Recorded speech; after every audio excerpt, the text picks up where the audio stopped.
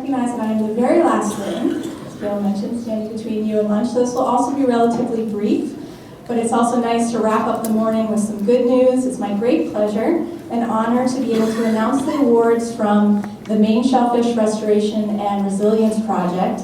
I also wanted to acknowledge Andrea Perry from the Broadreach Fund. This was really her idea, and she's worked really hard with a whole number of people who I'll introduce to make it happen. And again, my name is Bridie McGreavy, if you missed that introduction. I want to acknowledge that this project really benefited from the involvement and the feedback, the participation of a number of people, many of whom are in the room.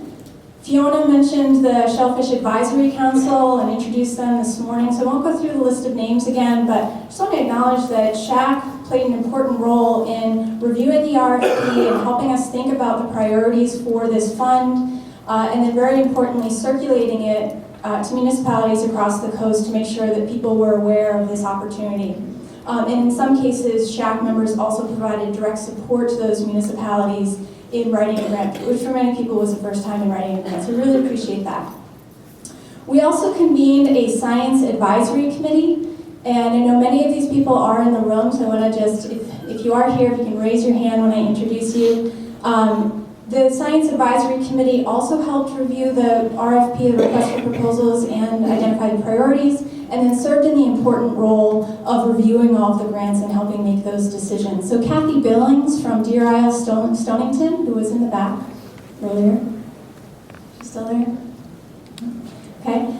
Victor Doyle from Mount Desert Island, who sent me a note this morning expressing his regrets. He's out in the water today, but says hello to all of you. Chris Peterson from Bar Harbor and College of the Atlantic, standing over there.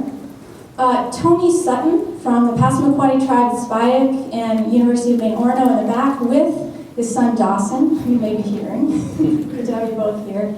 And then Dennis Marknault from the Maine Department of Marine Resources, who you heard from earlier. So thank you all for your support. The goal of this seed grant project was to improve and support the management and conservation of clam flats and mussel beds. So the priorities that we identified as we were looking for these grant proposals, we wanted to see a measurable benefit to the harvesters and the community.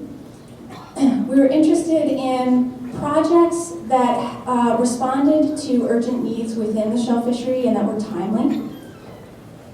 We were interested in seeing how these projects could foster broader relationships within the community, especially around the development of civic partnerships, links between the town and nonprofit organizations and different groups within that region.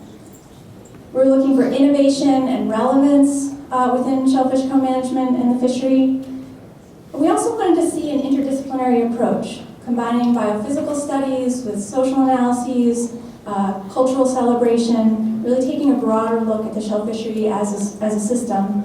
I think one of the most important criteria is we saw this as a great opportunity for increasing and strengthening harvester participation and leadership, and then connections within the municipality and leadership from the clam committees, the shellfish committees. So we awarded 14 grants of the 17 that were submitted, a total of about $103,000, and they're organized into about 3 main types. Proposals focused on shellfish recruitment and survival studies, adapting surveying and harvesting techniques, and then also adding new shellfish species to the mix of co-management, and addressing pollution. So now the moment we've been waiting for. The grant awards. If you are here, if your name is listed on this slide, or you're from this town and you're involved in the project, if you could just raise your hand. We would like to be able to connect with you, the members of the Shellfish the Science Advisory Committee, and then we're also hoping people will be able to connect with each other if you're working on a similar project. So from Addison, they're working on a project on shellfish recruitment using clam tents, and this was led by Judy Rolfe. Anyone here from Addison? Okay.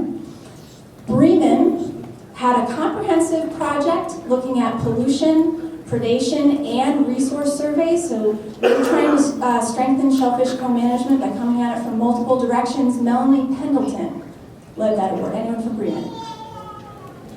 Bristol is advancing an existing watershed plan, so building on an existing effort to do focused DNA testing in the Pemaquid River, and this was led by Rachel Bizzaro.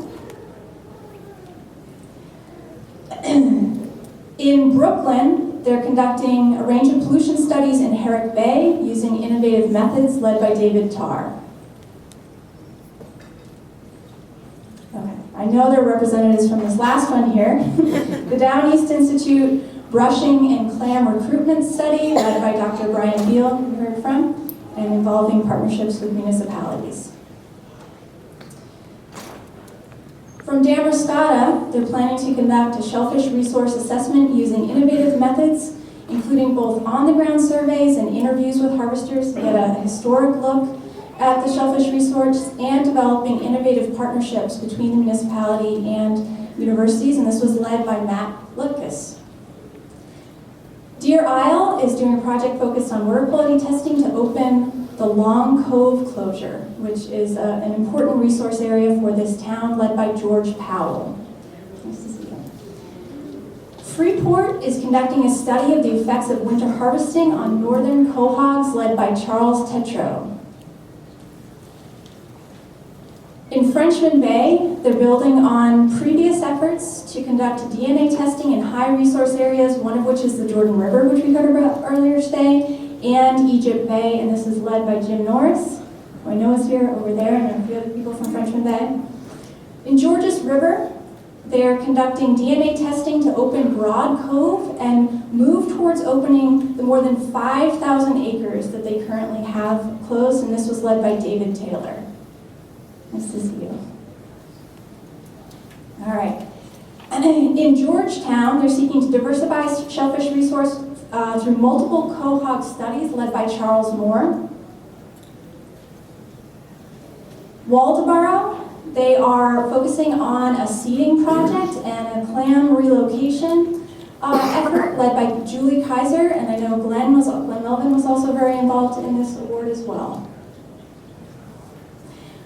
Washington County Council of Governments, they are harnessing this window of opportunity because there's going to be funds available to fix septic systems again, to strategically find and fix pollution and work with a range of towns in their service area to address existing pollution issues. And this was led by Judy East. Okay, great.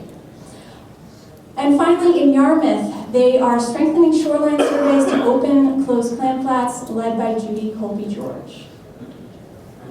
Awesome. So, congratulations to all of you. Look forward to